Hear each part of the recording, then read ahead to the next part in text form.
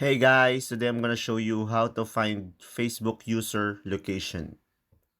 So first things first, go to your Facebook. And then from here, we're gonna go on here at the top, the search button. From the search button, go ahead and type in your preferred name. For me, I'm gonna choose on Andre. From Andre, you're gonna go on here to the people. From the people, you're gonna see here at the side right of the search bar, the filter option. Click on the filter option, and from here you're gonna go ahead and click on the city. From city, here you have a freedom to choose any location that you prefer. Search on Miami,